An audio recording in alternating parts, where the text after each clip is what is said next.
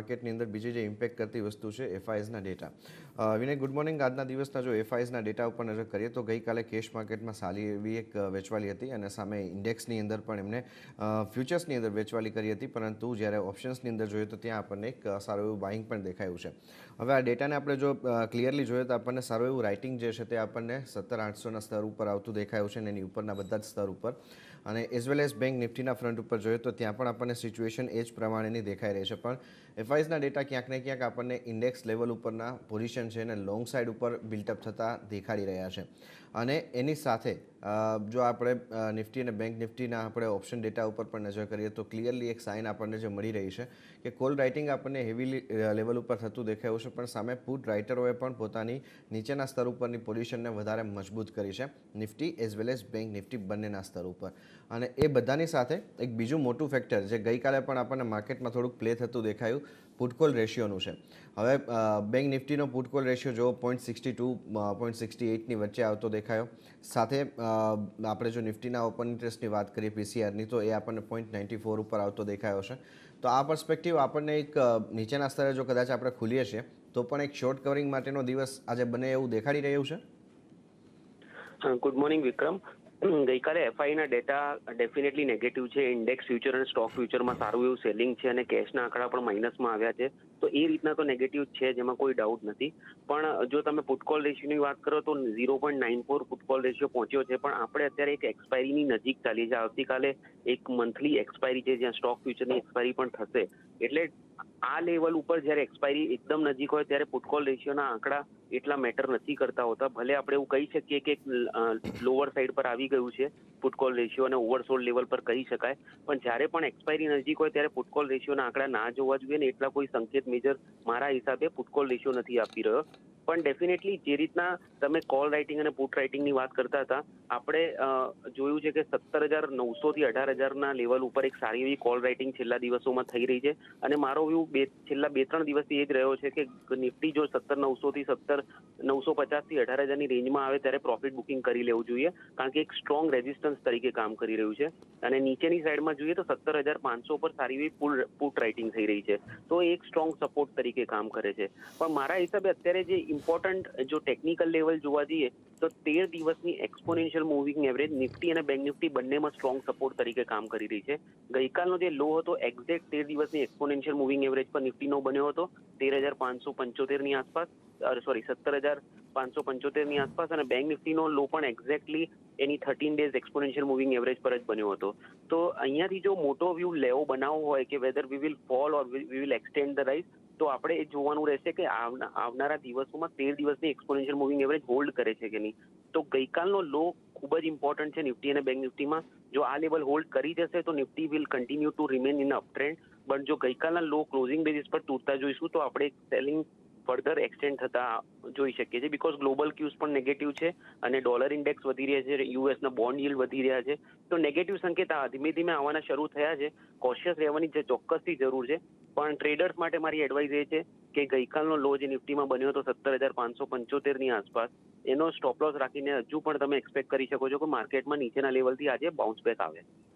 Okay, તમે કહો છો કે નીચેના લેવલથી ગઈકાલની જેમ જ એક બાઉન્સ બેક આવશે અથવા થોડી રિકવરી આવશે વિનય, પણ કારણ કે આવતીકાલે એક્સપાયરી છે અને તમે જો આ મંથલી એક્સપાયરી છે, ઓલરેડી આપણે ગઈકાલે કન્સોલ્ટેશન જોઈને રિકવરી જોઈ, પણ હવે ઇન્ટ્રાડે ટ્રેડ માટે તમે કયા ટાર્ગેટને અથવા કયા રેન્જને પ્લે કરશો નિફ્ટી અને બેંક નિફ્ટી બંનેને? નિફ્ટીનો ક્લોઝ 17,750ની આસપાસ હતો. મારા હિસાબે 17,600નું એક ઇમ્પોર્ટન્ટ લેવલ છે. ગેપડાઉન ઓપનિંગ આપણે એક્સપેક્ટ કરીએ છીએ એસજીએક્સ નિફ્ટીને જોતા. તો એવું બને કે 17,600 17,625 સુધીના લેવલ્સ આપણને શરૂઆતના ટ્રેડમાં જોવા મળે. ત્યાં આગળથી હું રિકવરી એક્સપેક્ટ કરું છું, કારણ કે આઈટી ઇન્ડેક્સમાં સારો એવો ફોલ આપણે છેલ્લા 3 દિવસમાં જોયો છે. તો એવું બની શકે કે એમાં થોડીક એક શોર્ટ કવરિંગ આવે, એફએમસીજી ઇન્ડેક્સ થોડો સપોર્ટ આપે અને ફાર્મા ઇન્ડેક્સ થોડોક સપોર્ટ આપે.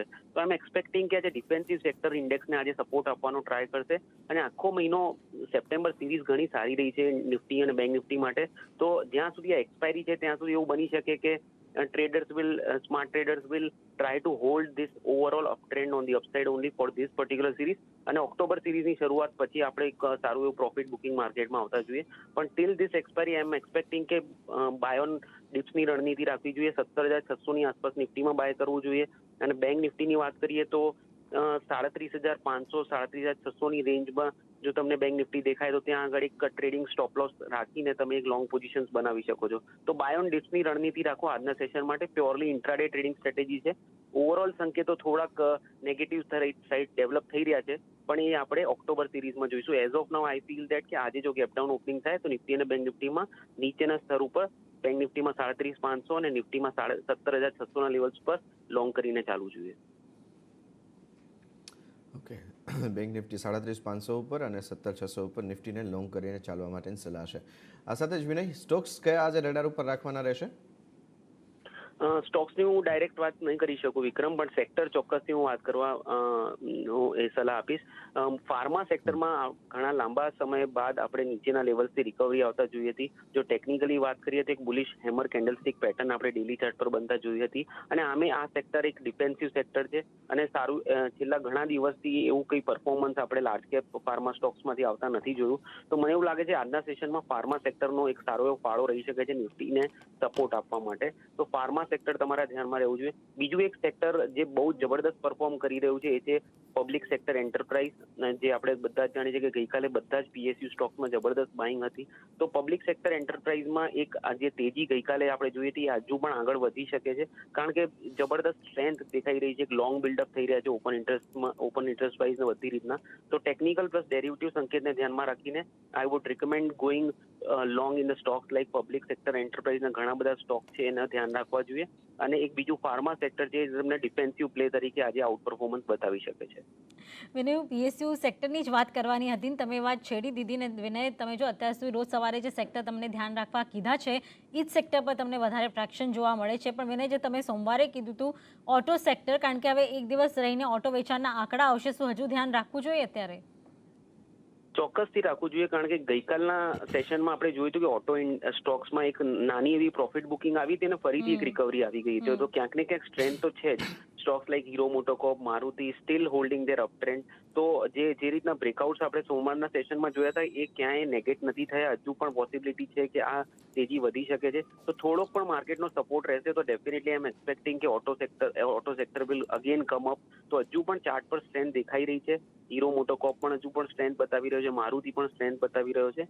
તો આ બધા સ્ટોક્સ પાછા એક માર્કેટને સપોર્ટ આપી શકે છે. અને સપ્ટેમ્બર સિરીઝની આખું ઓવરઓલ સારું રહ્યું છે તો મારા હિસાબે માર્કેટમાં એટલો વાંધો ના આવવો જોઈએ. તો યસ, શુક્રવારે જે આંકડા આવશે મંથલી સેલ્સના નંબર, ત્યાં સુધી ઓટો સેક્ટર એટલું સેલ ઓફ આવે એવી મારી એક્સપેક્ટેશન નથી.